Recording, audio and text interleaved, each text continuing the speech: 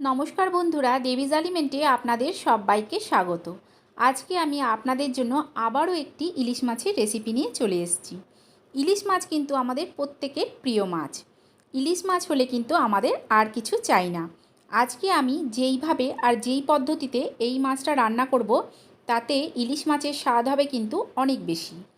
আর এই রান্নাটা দিয়েই এক থালা ভাত অনায়াসেই খেয়ে ফেলা যাবে।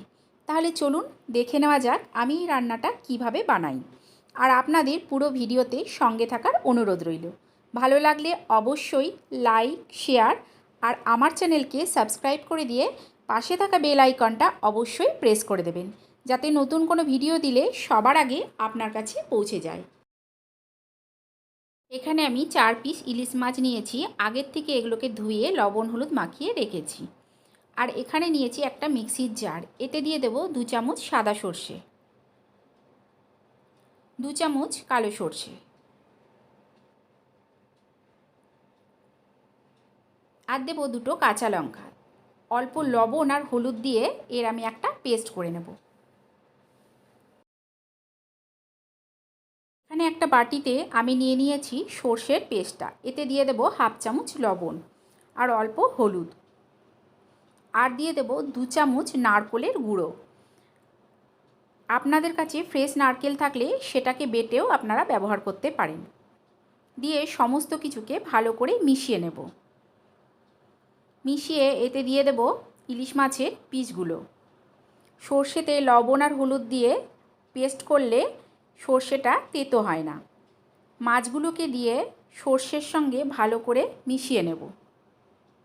সমস্ত মাছের গায়ে সর্ষেটাকে ভালো করে লাগিয়ে নিতে হবে।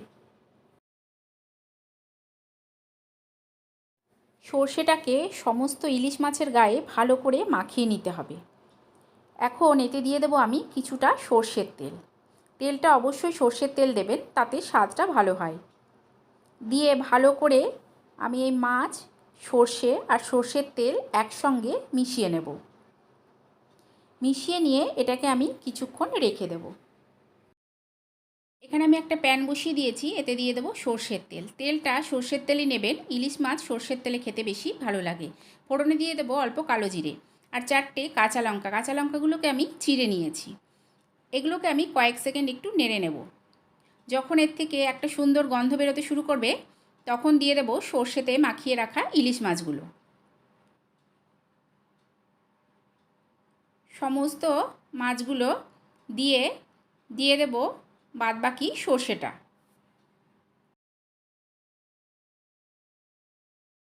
দিয়ে দেব সর্ষের বাটিটা ধুয়ে অল্প জল দিয়ে একটা খুন্তির সাহায্যে মাছগুলোকে হালকা একটু মিশিয়ে নেব।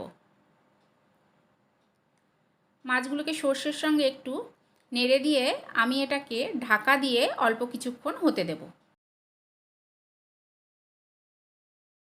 মাছটা ওইদিকে হতে হতে আমি এখানে নিয়ে নিয়েছি 2 চামচ দুধের সর। সরটাকে চামচ দিয়ে একটু ভালো করে মিশিয়ে নেব।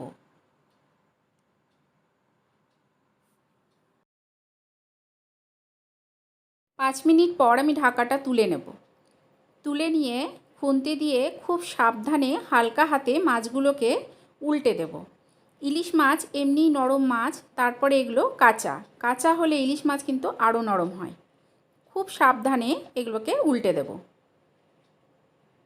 উল্টে হালকা হাতে একটু নেড়ে দিয়ে আমি ঢাকা দিয়ে আরও কিছুক্ষণ হতে দেব।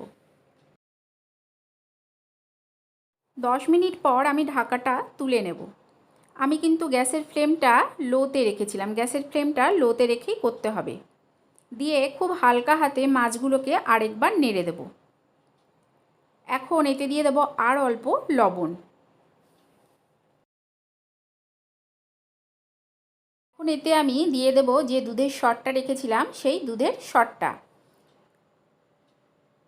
ইলিশ মাছের সর্ষের উপর থেকে দেখুন তেলটা কি সুন্দর আলাদা হয়ে চলে এসছে।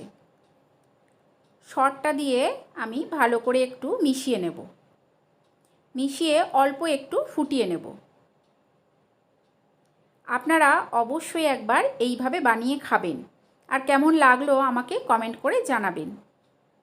তাহলে চলুন দেখা হবে আরও একটা নতুন ভিডিও নিয়ে।